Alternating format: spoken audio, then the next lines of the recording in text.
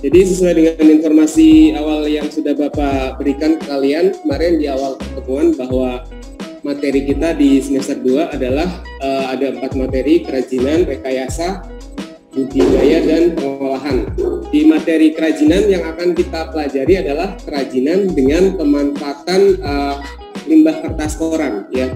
Kerajinan dengan pemanfaatan limbah kertas koran, kerajinan yang berbentuk bangun ruang. Kalau semester 1 kemarin kerajinan dengan pemanfaatan limbah kain perca kalau di buku kalian. Gitu ya. Seperti biasa sebelum kita masuk lebih dalam tentang kerajinan berdasarkan bangun ruang, berbentuk bangun ruang, maka di pertama pasti kalian akan pelajari dulu yang namanya tentang ide dan peluang usahanya. Ya. Kemudian nanti ada analisis peluang usaha, ada merinci kebutuhan sumber daya yang dibutuhkan, kemudian belajar tentang administrasi dan pemasaran, kemudian tentang pelaporan komponen perencanaan usaha. Ya, pertama adalah pasti tentang idenya dulu. Kalian mau masuk ke sebuah usaha apapun itu, kalian harus temukan idenya, ya. Kalian idenya seperti apa? Karena ini pemanfaatan kertas koran, maka idenya adalah memanfaatkan barang yang sudah tidak terpakai menjadi barang yang bernilai jual tinggi dengan kreativitas dan keterampilan. Ya, di sini memanfaatkan barang yang sudah tidak terpakai. Studi kasusnya adalah kertas koran. Kertas koran yang sudah tidak terpakai kalau oleh orang biasa, orang yang tidak punya jiwa entrepreneur, maka kertas koran itu akan dibuang begitu saja ke tong sampah, atau cara paling mudah adalah dikiloin kemudian dijual gitu ya. Kemudian ada juga cara lain, dibakar gitu kan, hingga tidak tersisa, tidak menghasilkan sampah. Tapi bagi jiwa-jiwa pengusaha, di situ ada potensi yang bisa dijadikan untuk usaha. Tentu saja di situ dengan ditambahkan kreativitas dan keterampilan. Di situ dibutuhkan kreativitas dan keterampilan sehingga bisa menghasilkan bentuk-bentuk kerajinan yang menarik, ya, bernilai jual tinggi seperti itu. Jadi ide awalnya adalah seperti itu. Jadi kalian pasti pertama kali akan terjun ke sebuah usaha, kalian harus cari tahu dulu idenya apa, ya, akan dibuat apa kertas korannya gitu. Makanya kemarin contoh-contohnya ada beberapa teknik yang sering digunakan. Ya, jadi idenya apa? Idenya pemanfaatan barang bekas, terus bentuk kerajinannya mau dibuat apa? Ya, seperti itu. Nanti kita pelajari teknik-teknik yang sering digunakan untuk membuat kerajinan kertas koran itu apa. Peluang usahanya adalah membuat barang kerajinan dengan desain yang unik dan dari bahan kertas. Di situ ada kata-kata unik. Unik itu berarti beda dengan yang lain, beda dengan yang sudah ada. Kalau kalian mau menangkan persaingan, maka kalian harus punya keunggulan dari sisi apa? Dari desain, dari harga, dari apapun itu, pokoknya kalian harus punya sesuatu yang unggul. Kita sudah pelajari yang namanya analisis SWOT. Ya, dari analisis SWOT itu kalian sudah bisa mengambil kesimpulan. Nilai jual produk saya itu apa? Nilai jual produk kita itu apa? Yang membedakan produk kita dari produk lain, dan yang lebih unggul dari produk kita dibandingkan produk lain itu apa? Harus ada. Kalau tidak ada, maka peluangnya tidak akan bisa masuk ke pasaran. Kalau produk kita lebih jelek, percuma gitu kan, nggak usah dijalanin. Kita harus cari, kita buat analisis SWOT sederhana, kita bandingkan produk yang akan kita buat dengan produk yang sudah ada di pasaran. Kalau kita bisa menutupi kekurangan-kekurangan dari produk yang ada di pasaran, kita bisa menang persaingan.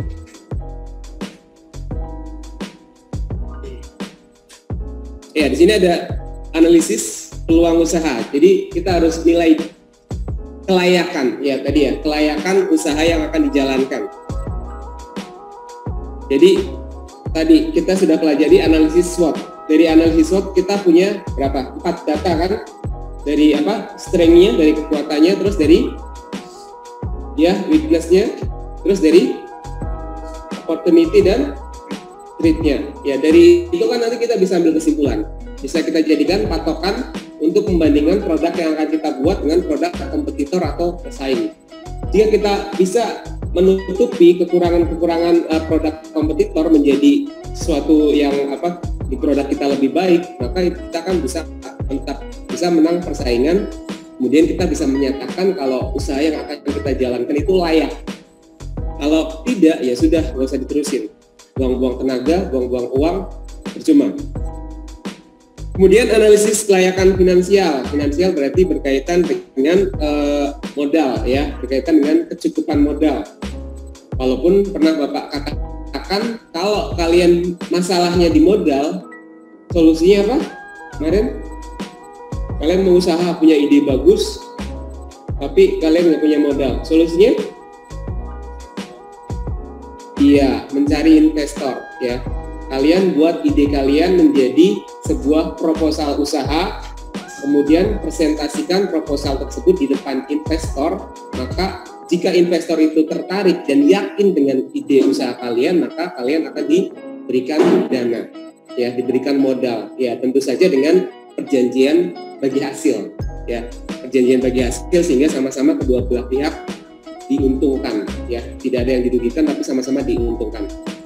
Jadi solusinya seperti itu. Jadi berikutnya adalah analisis persaingan.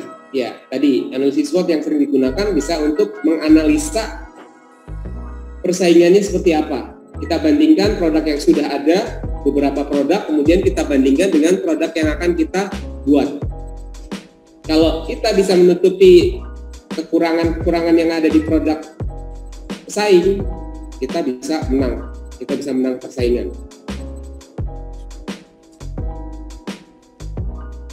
Berikutnya ada kebutuhan sumber dayanya. Ya, ini pasti selalu ada di setiap bab bahwa semua usaha apapun itu pasti ada namanya kebutuhan sumber dayanya apa saja. Itu harus dirinci, harus di list gitu ya. Karena ini adalah termasuk persiapan yang harus ada. Kalau salah satu dari ini tidak kalian pahami, tidak kalian penuhi, maka usaha itu akan tidak bisa berjalan, atau kalau berjalan akan tersendat. Yang pertama tentang manusianya, sumber daya manusianya. Di sini karena berhubungan dengan kerajinan, maka dibutuhkan orang-orang yang terampil, ya. Apakah kita akan membuat proyek kerajinan sendiri atau kita akan membuat semacam kemitraan, ya. Kalau kemitraan berarti kita kerjasama sama orang lain yang lebih terampil atau dia sudah punya skill untuk membuat kerajinan, kemudian nanti kita tampung produk yang dihasilkan si pengrajin ini, kemudian tugas kita hanya memasarkan saja, ya. Itu berarti sistem kemitraan seperti itu. Kita hanya menampung produk hasil kerajinannya, kemudian kita jual. Jadi kita hanya memasarkan saja. Bisa juga kalau kita kreatif, kita punya semua hal di dalam diri kita, bisa kita buat iya, kemudian bikin marketingnya iya, kemudian menjualnya iya, bisa juga. Tergantung nanti model usahanya seperti apa. Atau bisa juga kalau kita punya semua, kemudian kita mau mengajarkan ke orang-orang di sekitar kita yang misalkan tidak punya kegiatan, yang ada banyak waktu luang, kita ajarkan mereka, kemudian setelah bisa hasil karyanya disetorkan ke kita, dikumpulkan ke kita, kemudian nanti kita beri upah mereka. Ya, itu namanya pemberdayaan masyarakat. Ya, seorang entrepreneur harus seperti itu, harus bisa memberdayakan masyarakat sekitar. Jadi bukan hanya kita yang baik, tapi kita juga bisa bermanfaat untuk orang lain, ya, menciptakan lapangan pekerjaan. Mereka yang tadinya tidak punya aktivitas apa-apa, misalkan lebih banyak nganggurnya atau lebih banyak aktivitas kosongnya, kalau kita bisa tarik seperti itu akan jauh lebih manfaat. Berikutnya adalah tentang bahan baku.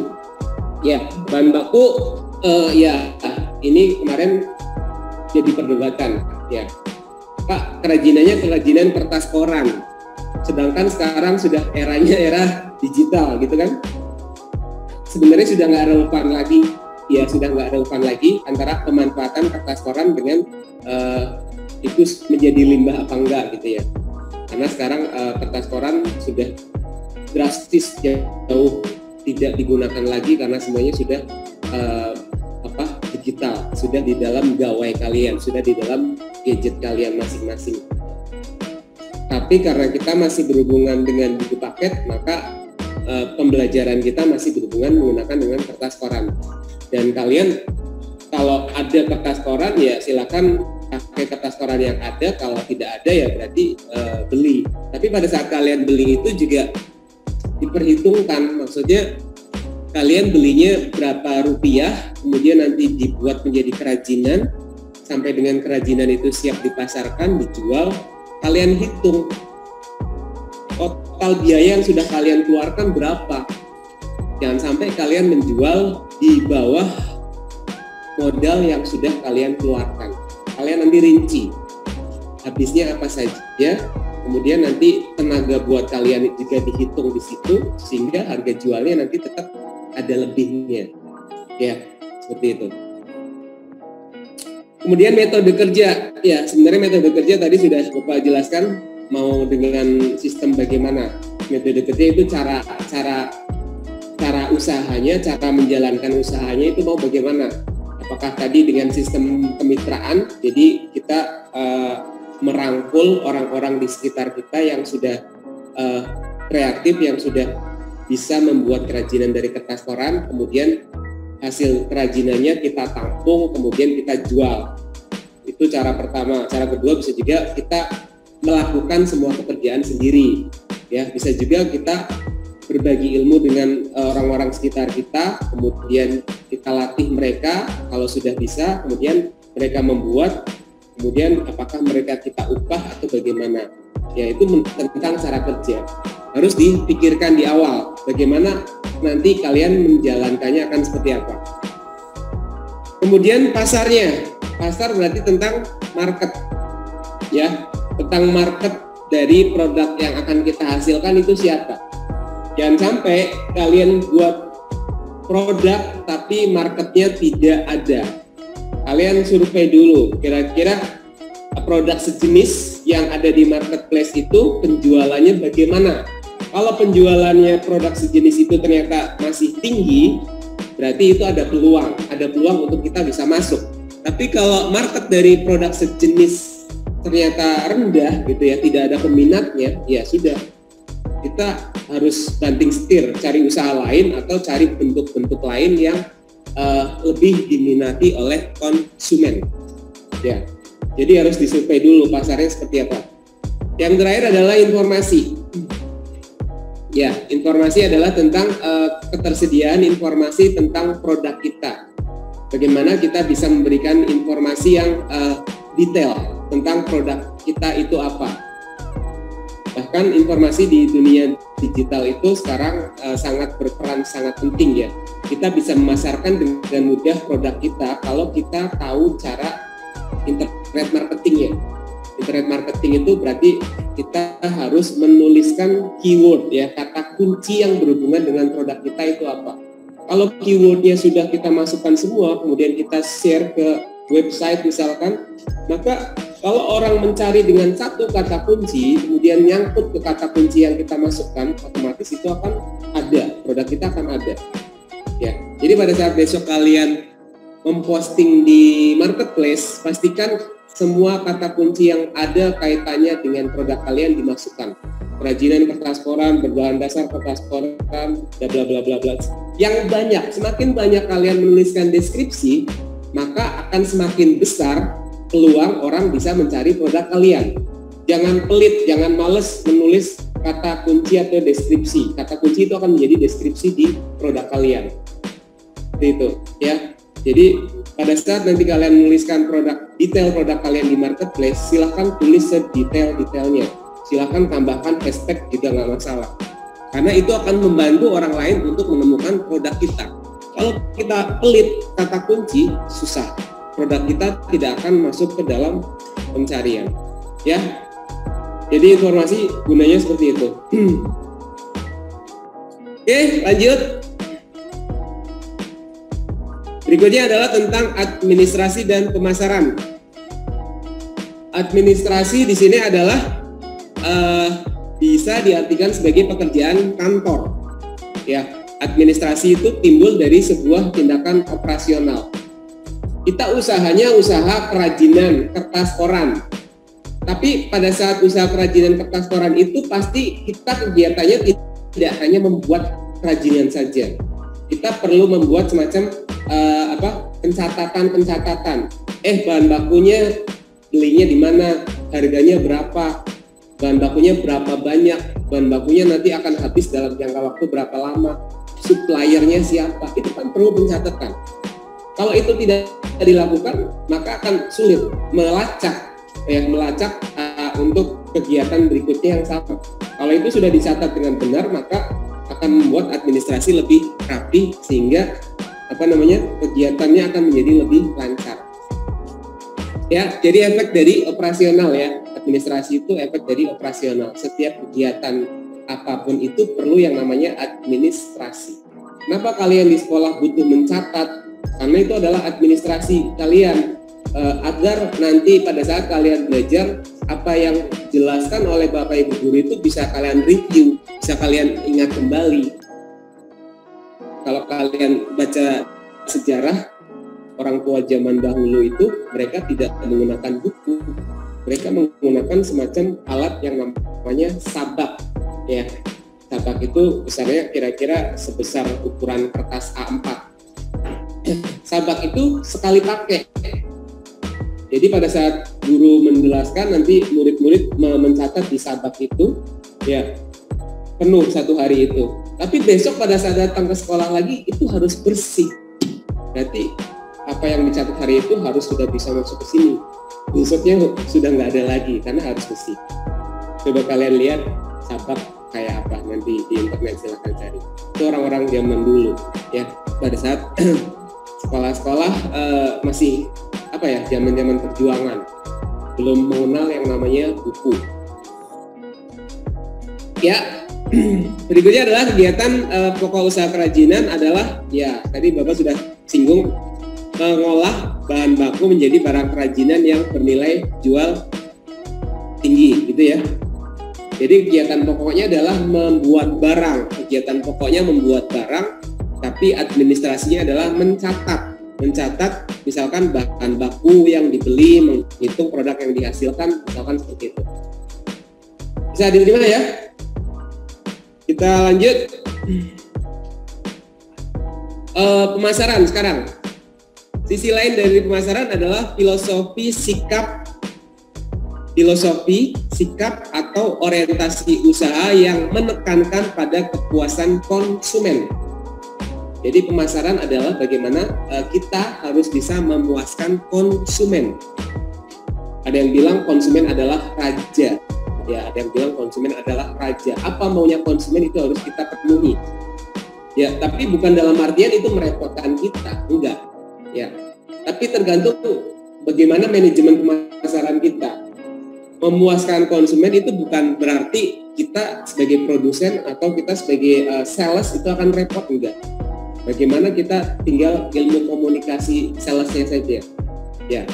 Tapi intinya mereka puas dengan penjelasan yang kita berikan, dengan layanan yang kita berikan tanpa kita harus repot. Di situ menurut Charles ada 4 orientasi usaha yang mempengaruhi kegiatan pemasaran, yaitu orientasi produksi, orientasi penjualan, orientasi pemasaran, dan orientasi pemasaran sosial. Komponen perencanaan usaha, di situ ada ulasan deskripsi usaha, kemudian ada strategi pemasaran, analisis peluang, rencana desain dan pengembangan, rencana operasional dan manajemen, dan pembiayaan. Ulasan deskripsi usaha sudah kita pelajari ya, analisis SWOT itu usaha apa yang akan kita jalankan, kita harus lihat dari 4 aspek. Kemudian strategi pemasarannya, ya bagaimana cara memasarkan produk yang akan kita buat.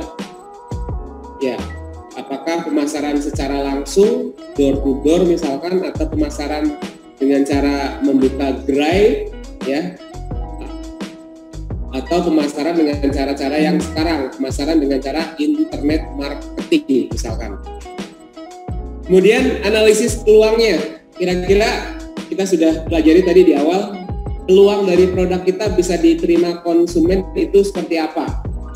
Apakah dengan meniru produk sejenis yang sudah ada, kemudian kita modifikasi sehingga barang kita akan berbeda, itu akan menghasilkan peluang yang lebih besar. Atau sama saja meniru produk yang sudah laris, kemudian kita buat, kemudian kita beri label yang berbeda. Karena ciri pembeda paling mudah adalah dari label, ya. Dari label itu akan membuat produk kita menjadi sesuatu yang berbeda, walaupun dari bentuk sama, dari fungsi sama, dari bahan baku sama, tapi kalau dari label berbeda, boleh dikatakan itu adalah produk yang berbeda. Kayak semacam sering Bapak katakan kan, misalkan mie instan, ya, sama-sama rasa ayam bawang, ya, satunya Indomie, satunya mie sedap, satunya lagi Sakura, sama kan, cuma yang membedakan adalah dari kemasannya beda, dari labelnya beda, ya. Kalau dari rasa mungkin ya sama aja, mie instan ya seperti itu. Kemudian rencana, desain, dan pengembangannya. Jadi konsep usaha yang akan kita buat itu nanti bakal seperti apa. Dan ada rencana jangka pendek dan ada rencana jangka panjang. Misalkan kita rencana jangka pendeknya adalah melakukan promosi-promosi. Kalau di istilah startup itu namanya bakar uang, ya. Bakar uang itu sebenarnya bagian dari rencana desain. Tujuan dari bakar uang sebenarnya apa menurut kalian? Kenapa startup itu selalu bakar uang, memberikan banyak promo, memberikan bebas ongkir? Banyak kan? Apa tujuannya?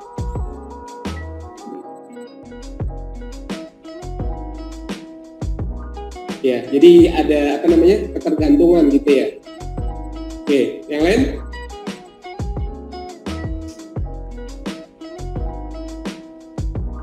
Kalau pernah membaca di internet melalui video, bukan baca ya, nonton ya, bahwa ending dari bakar uang itu adalah bagaimana dia harus menjadi nomor 1 di deretan list marketplace-nya. Misalkan sekarang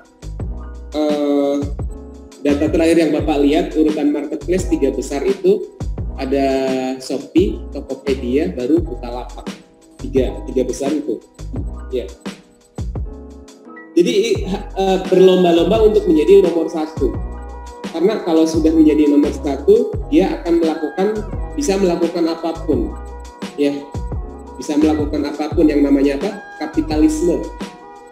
Kalau dia sudah mendominasi, orang-orang semuanya sudah tergantung sama dia, maka mau tidak mau orang itu akan memakai layanan dia. Kalau dia sudah menjadi monopoli, kalau sudah dia sendirian, misalkan yang lain jauh ketinggalan, cuma dia sendiri gitu kan. Itu tujuannya adalah kapitalisme. Dia akan bisa menjadi nomor 1 dan yang lain diharapkan hancur, diharapkan gulung tikar. Ya, setelah yang lain nggak ada, dia menjadi satu-satunya, dia akan bebas. Dia akan bebas melakukan apapun terhadap konsumennya. Sudah tidak ada lagi bebas ongkir, sudah tidak ada lagi promo. Itu akhirnya nanti endingnya ke situ. Sekarang masih kuat-kuatan. Siapa yang bakal mendominasi urutan marketplace-nya? Lagi-lagi tentang kapitalisme. Ya, silakan nanti kalian baca sendiri. Ya, bakar uang startup itu tujuannya seperti apa? Ya, kemudian pengembangannya ya. Usaha itu harus ada rencana pengembangannya. Tidak mungkin kita membuat usaha itu tidak ada plan ke depannya untuk makin baik, itu nggak mungkin. Kita pasti ada rencana. Setelah ini, nanti next kita akan seperti ini. Ya, ada evolusi, ada perubahan menuju ke arah yang lebih baik sehingga usaha itu nantinya terus berkembang. Ya, kayak sistem operasi kan, pasti kalian tahu kan, sistem operasi dari zaman dulu sampai sekarang kan berubah. Dulu kalian kenal hanya Windows 7 misalkan sistem operasi. Kemudian ada lagi ganti Windows apa? Setelah Windows 7 8. Ya, 8.1. ya. Setelah Windows 7, Windows 8, ya kan? Kemudian nanti baru Windows 10. Sekarang sudah ada Windows 11. Ya, itu kan namanya evolusi, perubahan menuju ke arah yang lebih baik. Bukan masalah bosan atau enggak ya. Ya mungkin bosan atau enggak itu salah satu penyebabnya untuk menjadi evolusi itu. Tapi intinya menuju ke arah yang lebih baik. Fitur-fitur yang ada di sistem operasi tersebut berubah dari tampilan, dari fitur ya, aplikasi yang ada di dalamnya, kecanggihan aplikasi yang ada di dalamnya berubah. Ya itu kan berarti pengembangan menuju ke arah yang lebih baik. Sistem operasi yang di smartphone kalian juga sama. Sekarang Android berapa? 11 ya? 11 atau 12? Baru 11 ya? Belum 12 ya? Ya kalau di Android udah Android 11 katakanlah. Kalau di iOS sudah iOS berapa? Gitu kan? Itu kan berubah. Fitur-fiturnya juga pasti kalian tahu berubah. Yang dulunya nggak ada, sekarang ada. Atau juga bisa mencontek. Ya, mencontek yang tadi di Android ada, terus laris comot ke iPhone, iOS sama, fitur di sini bagus bisa masukin ke sini, nggak apa-apa, saling melengkapi karena itu kan bagian dari kreativitas. Ya, selama itu tidak melanggar, dianggap tidak melanggar. Kalau melanggar atau enggak itu urusan law gitu ya, urusan yang membuat kebijakan karena di situ bisa ada peraturannya, mana yang melanggar dan mana yang enggak. Oke, lanjut. Desain dan pengembangan berikutnya adalah rencana operasional dan manajemen. Jadi bagaimana nanti kegiatan usaha itu akan dijalankan, operasionalnya itu bakal dijalankan seperti apa, harus dirinci. Misalkan tokonya mau buka dari jam berapa sampai jam berapa, walaupun toko online tetap harus ada jam kerjanya agar teratur. Ya, misalkan toko online hanya bisa mengirim barang dari jam 10 sampai jam 3 sore misalkan. Ya udah, kalian bisa tulis keterangan tersebut gitu kan. Operasional kita dari jam 9 sampai jam 3 sore. Setelah itu kita nggak bisa kirim barang lagi. Order yang masuk setelah jam 3 sore akan diproses besok lagi. Itu kan berarti tentang operasional, ya kan? Manajemen berarti tentang apa? Tentang tata kelola, ya, tentang tata kelola usaha yang akan dijalankan. Di dalam usaha tersebut nanti yang terlibat siapa saja? Ya, apakah hanya owner, dia one man gitu kan, semuanya mengerjakan sendiri, atau ada staff-staffnya? Ya, dia hanya sebagai pengawas saja. Kemudian yang lain ada yang mengerjakan, bisa juga. Yang terakhir adalah tentang pembiayaan.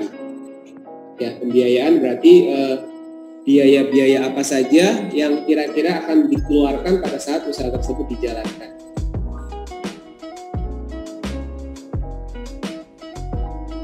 Langkah penyusunan perencanaan usaha di situ adalah pemilihan jenis usaha, kemudian nama perusahaan, lokasi perusahaan, perizinan usaha, sumber daya manusianya, kemudian aspek produksi dan aspek keuangan.